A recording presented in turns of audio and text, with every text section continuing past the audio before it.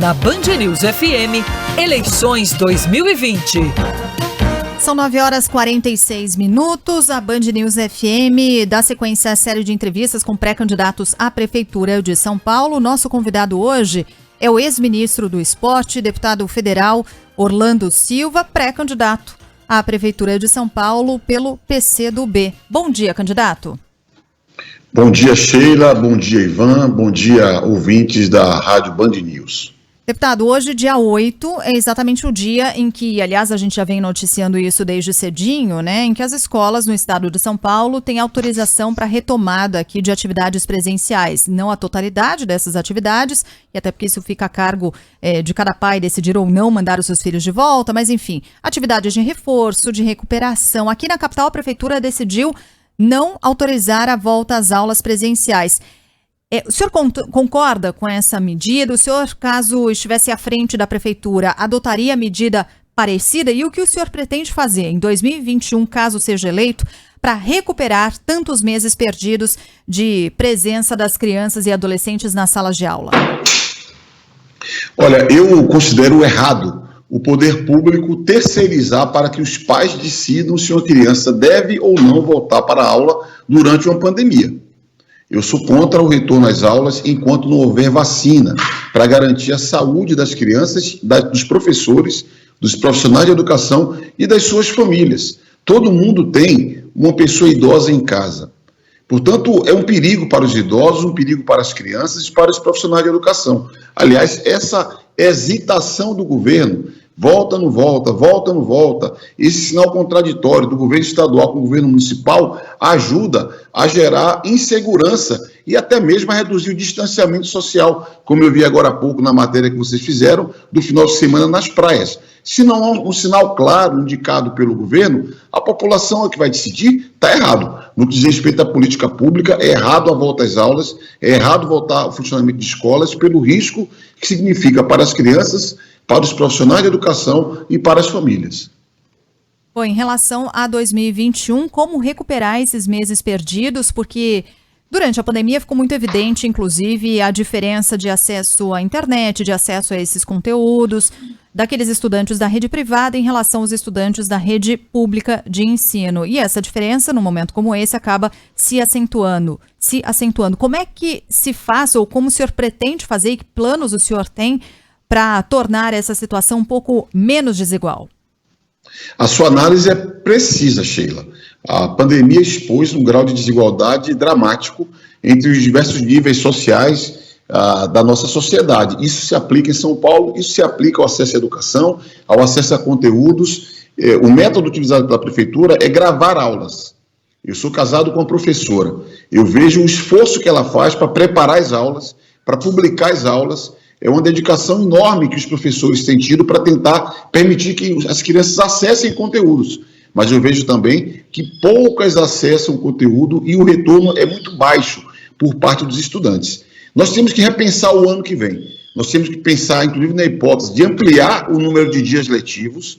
Nós temos, pela lei, a obrigatoriedade de 200 dias letivos.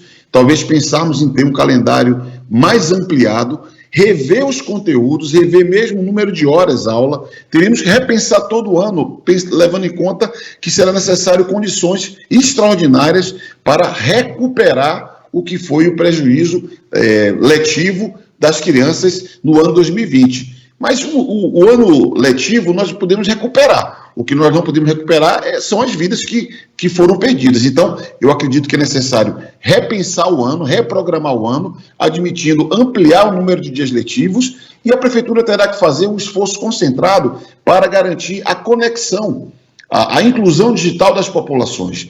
Você pode, inclusive, fazer acordo com as empresas responsáveis pela transmissão de dados. Você tem que dar acesso a pacote de dados para uma parcela maior da população. Não dá para ter praças de Wi-Fi apenas no centro da cidade. Nós temos que espalhar o acesso a pacotes de dados para a população para que haja essa conexão digital. A pandemia expôs a necessidade de nós oferecermos o acesso à internet como mecanismo para garantir o acesso a políticas públicas. E esse deve ser o caminho a perseguir a partir de 2021. Essa desigualdade, deputado pré-candidato, também ficou muito acentuada na área da saúde, né? Se a gente pegar aí os números, a gente nota que a pandemia afetou muito mais as periferias da cidade do que as regiões mais ricas. E todos os pré-candidatos que passaram aqui antes, a gente fez a mesma pergunta, né? Porque provavelmente o novo prefeito vai assumir a administração da cidade ainda nesse cenário, né? Um cenário que a gente não tem uma vacina, que não há um remédio com eficácia comprovada, enfim, como é que o senhor pretende trabalhar na área da saúde, né? Diminuir essa desigualdade que ficou também tão explícita durante a pandemia, né? Como atender as vítimas do coronavírus, não deixar outras doenças de lado, né? Esse é um problema que os especialistas apontam, a quantidade de gente na fila para fazer exame, para fazer cirurgia eletiva, o tempo é curto, o dinheiro também, né, pré-candidato. Como é que a gente resolve essa equação? Olha, Ivan, a tendência é que o drama seja ainda maior do que o drama está exposto. Por quê? Porque as pessoas de condição econômica e social melhor, que têm mais renda, elas testaram mais, elas checaram mais a contaminação e elas se cuidaram. Nos bairros mais populares, onde concentra a população mais pobre, aliás, também a população mais negra, o nível de testagem é bem menor. Não por acaso, a Brasilândia, que é um dos bairros mais densamente ocupados e dos bairros mais negros de São Paulo, foi um dos bairros onde a incidência da Covid-19, seja de contaminação, seja de morte, foi maior. E quando eu falo que o drama deve ser maior, é porque com menos testagem, o risco que nós temos de ter tido um alcance ainda maior para o povo pobre é um risco muito grande. O que tem que ser feito é um planejamento para que nós possamos retomar o atendimento à população, como você disse, muita cirurgia letiva, muito exame, ficou para trás e era correto fazer desse modo, porque nós tínhamos um foco no auge da pandemia, você tinha que impedir a expansão do coronavírus, até porque não temos ainda muitas informações detalhadas sobre o alcance e o risco que tem essa doença. Então, o esforço concentrado para combater a Covid foi algo muito importante. Por isso também que eu considero um erro a prefeitura já ter desmontado totalmente, só apenas um hospital de campanha está estruturado, porque nós temos que ter uma estratégia de compartilhamento dos recursos disponíveis. Inclusive, deveríamos repensar o funcionamento do SUS, ampliar a parceria do setor público com hospitais privados, porque os hospitais privados eles têm uma capacidade de expansão de tratamento intensivo, por exemplo, mais rápido do que a rede pública, e uma parceria mais ampla com o setor privado, a partir do SUS, poderá dar uma base de apoio, um suporte maior para que nós possamos avançar na equalização ou na retomada desse atendimento, dos exames, das cirurgias eletivas e deixar uma margem de segurança para um eventual repique de contaminação que eventualmente vivamos na cidade. Nós temos que ter o plano A e o plano B. O plano A é seguir a diminuição dos casos de contaminação e de mortes. O plano B é ter um repique. E o poder público tem que estar preparado desde o começo do ano que vem. Eu diria que, com recursos restritos, é hora de nós ativarmos o SUS e ampliar a parceria com o setor privado para garantir o atendimento em tempo das necessidades da saúde na cidade. Deputado, a gente vai falar ainda de transporte, vamos falar sobre orçamento, outras áreas aqui, mas eu vou pegar esse gancho dessa fala do senhor. O senhor é do PCdoB, né, o Partido Comunista, aliás, comunista virou um palavrão, né, no Brasil de hoje em dia, virou um xingamento, né, e eu vi o senhor falando, por exemplo, de parcerias com a rede privada, é interessante. Eu queria saber como é que o senhor vê isso, essa questão da palavra que virou uma pecha, pessoas que praticamente podem, não sei, descartar sua candidatura simplesmente por ouvir o nome do partido, né? Como é que o senhor analisa também essa polarização que a gente tem hoje e o cenário em São Paulo? A gente está falando de um cenário polarizado do Brasil, mas em São Paulo a gente tem candidaturas diversas e muitos candidatos, né, concorrendo à prefeitura no ano que vem. Como é que o senhor vê essa situação? Veja, eu faço parte de uma corrente política que eu considero muito generosa. Os comunistas eles têm uma tradição de mais de 100 anos. Os comunistas vêm de comum, de comunhão, de comunidade, de comunitário, de ofertar condições iguais para as pessoas. A perspectiva do comunista da justiça. Agora, no século passado houve uma intensa disputa, porque tinha dois polos no mundo, dois blocos no mundo.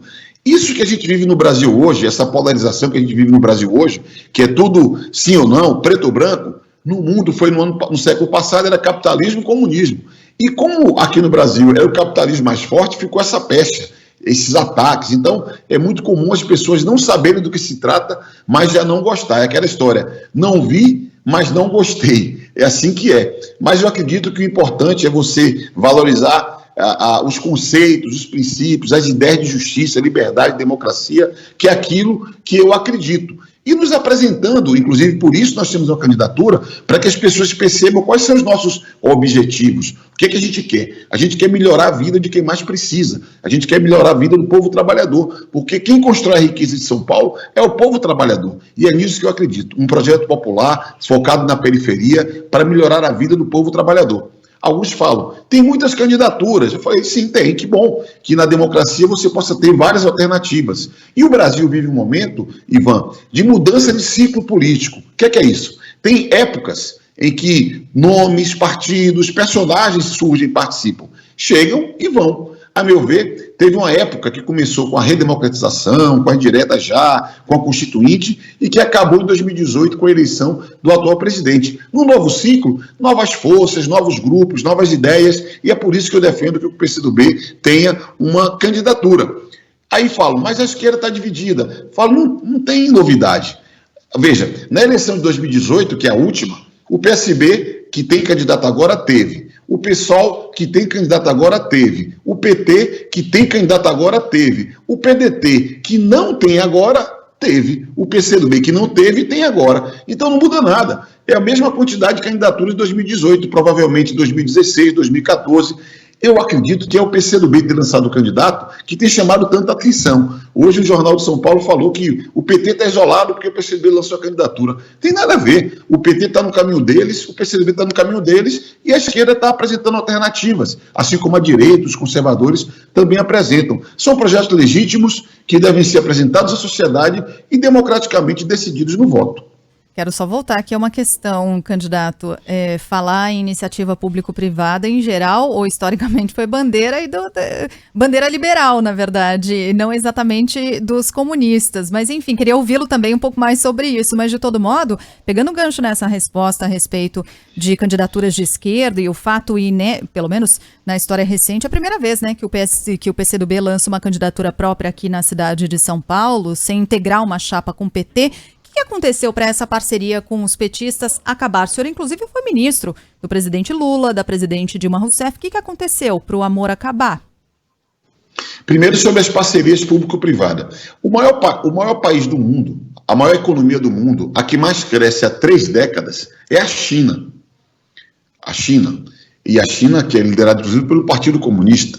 E lá, o principal dínamo para o crescimento da economia da China é a parceria público-privada. Inclusive a parceria com muitas multinacionais. Todas as grandes multinacionais do mundo têm algum tipo, ou teve, com a China, de relação com a China. Então, não é nenhum dogma, não há nenhum dogma na teoria, no pensamento socialista com relação a isso. Isso desde o século passado, desde a época da Revolução Russa. Então, ter parceria público-privada não tem nenhum problema. Olha, o planejamento, que é uma marca das economias socialistas, o planejamento não é só da economia socialista, no capitalismo também tem. E o mercado não é típico do capitalismo. Existe mercado há muitos séculos. Então, propor parceria público-privado, isso está na economia, está na realidade social de instituições ao longo da história da sociedade. É só pesquisar. Inclusive hoje na China. É o que mais dinamiza aquela economia. E, aliás, a China pode ser um parceiro do Brasil. Se o presidente da República parasse de fazer discurso ideológico e olhasse para o interesse do país, poderíamos até atrair recursos da China para investir mais no Brasil, investir em obra de infraestrutura. Aqui em São Paulo, por exemplo, para melhorar a mobilidade tem que ter mais metrô, mais trem, poderíamos fazer parcerias com eles para produzir melhor a infraestrutura da nossa cidade. Então, não tem dogma, não tem problema nenhum, as empresas têm um grande papel para gerar emprego, eu defendo geração de emprego como prioridade e não vai ter emprego se não tiver empresa. Então, isso para mim não tem a menor dúvida. Com relação ao PT, veja, o PT é o maior partido do Brasil, é um partido muito importante, fez o maior presidente da história do Brasil, que é o Lula. Eu tenho o maior carinho pelo presidente Lula, o maior respeito, só que faz parte da disputa política você participar. Eu sempre digo que time que não joga não forma torcida. Como que nós queremos ser um partido político sem não nos apresentarmos? Houve um tempo que a decisão era compor com o Partido dos Trabalhadores. É legítimo. Hoje decidimos ter uma candidatura, também é legítimo, até porque os meus companheiros me convenceram de ser candidato, porque eles olharam para os outros candidatos, falaram: Orlando, você tem experiência de movimento social, você tem experiência de poder executivo, você tem experiência de poder legislativo, compara você com os outros candidatos. Você não fala da periferia de ver no livro ou de estudar, você veio da periferia. Então, me convenceram que eu era mais preparado para a disputa. Por isso, aprovaram o meu nome e eu estou à disposição do povo de São Paulo. Candidato, ainda falando... Você quer falar, Ivan? Desculpa. Não, é porque a pluralidade é bom, né? No mínimo, aguça o debate, né? E é importante a gente falar sobre isso, mas emendar também aqui nas propostas, nos temas, né? Voltar aqui para a nossa cidade. Mas, rapidinho, deputado, para não ocupar muito tempo, o senhor contaria ou gostaria de ter o apoio do presidente Lula? Claro, o presidente Lula se dispusesse a nos apoiar. Aliás, eu votei no presidente Lula em 89, em 94, em 98, em 2002, em 2006, votei na presidente Dilma em 2010, em 2014. Eu só votei 13 na vida, então eu não teria nenhum problema de receber apoio do presidente Lula, me honraria muito. Aliás, muitos petistas vão me apoiar, já tenho recebido manifestações de muitas lideranças petistas reconhecendo o nosso trabalho. Quando eu falo da periferia de viver, quando eu falo que eu sei o que é enchente porque na minha casa tinha, sei o que é escola pública porque eu estudei escola pública a vida inteira, sei o que é pegar ônibus lotado, ficar esperando no ponto porque era o que eu vivia desde 13 anos quando eu fui office boy. Tudo isso gera identidade com muita gente popular, progressista, que outrora votou no PT. E a vida é assim, democracia é dessa maneira.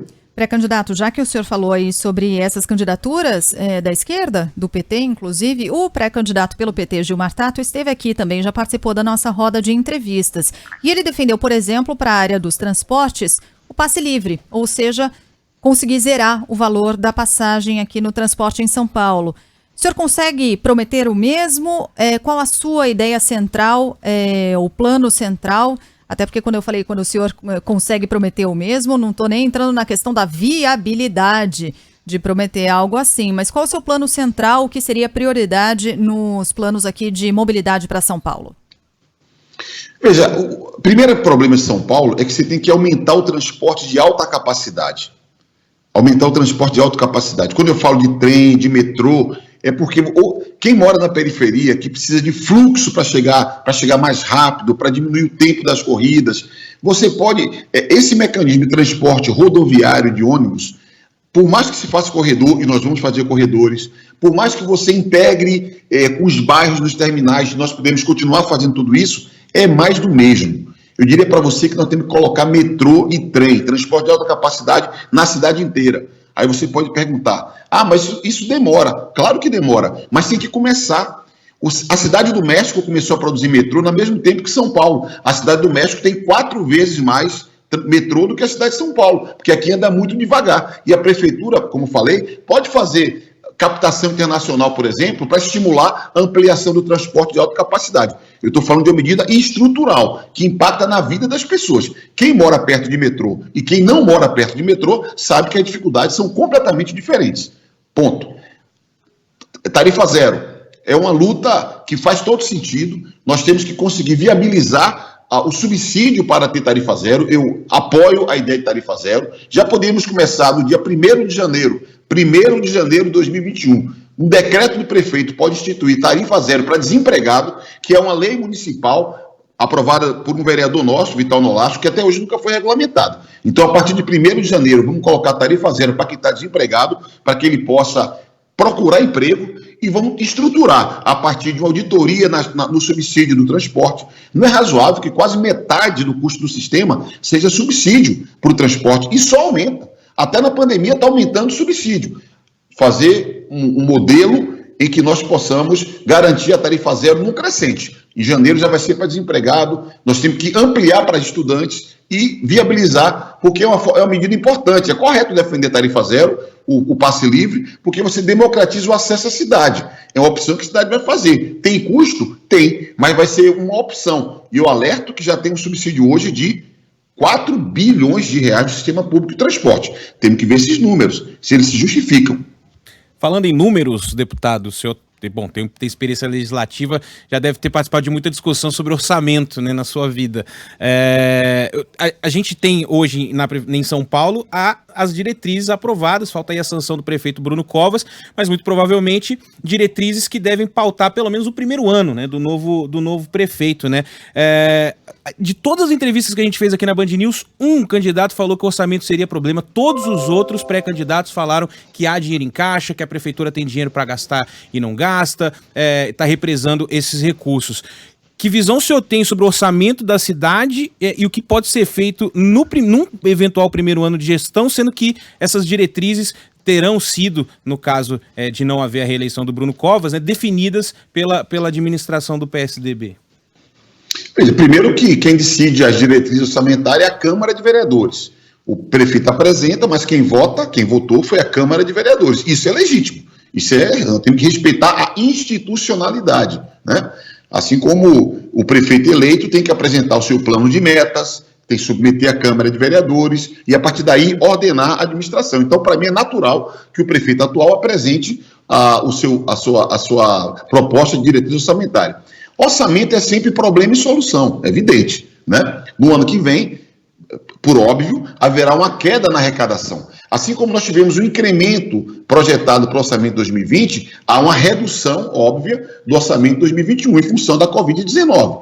Então, não me surpreenderá se houver uma queda de 10%, 15% do orçamento no ano de 2021, o que é um problema. Mas, ao mesmo tempo, é solução porque a cidade tem muita potência. Aliás, em 2014, justiça seja feita ao prefeito Fernando Haddad. Eu já era deputado federal eleito e acompanhei o então prefeito Fernando Haddad numa sessão do Senado Federal que homologou o acordo de dívida feito pela cidade. E as contas foram organizadas. Não foi o governo tucano que organizou as contas da cidade, ao contrário, fizeram quase nada na cidade, apesar de ter contas organizadas e em dia. Inclusive, a partir de 2021, já haverá mais ônus para a cidade de São Paulo no orçamento. Mas o que é que nós temos que fazer? Nós temos que, primeiro, captar recursos. Alguns perguntam, mas você é oposição ao Bolsonaro? Eu falei, sou. Você é oposição ao governo do PSDB? Eu falei, sou. E como é que você, como prefeito, vai se relacionar? Simples. Prefeito de uma cidade de 12 milhões de habitantes é um líder político. Eu não preciso ser amigo do governador, nem amigo do prefeito, para exigir o que é de direito de São Paulo, que produz 10% da riqueza do Brasil. Então, o prefeito tem que sentar de igual para igual com o governador e presidente e exigir na mesa recursos para infraestrutura urbana, para saneamento, para transporte, para moradia, para temas que nenhuma cidade brasileira enfrenta sozinha. E o Estado e o governo federal têm que colaborar porque São Paulo ajuda a economia do Brasil. E é possível captar recursos de fora. Se você for ver as outras grandes cidades do Brasil, Rio de Janeiro, Curitiba, enfim, lá no Nordeste, você tem a Cooperação Andina de Fomento, você tem BID, você tem até o Banco do BRICS, você tem recurso disponível no mundo para investimento em infraestrutura. As tais parcerias que falamos aqui, podemos captar recursos de fora.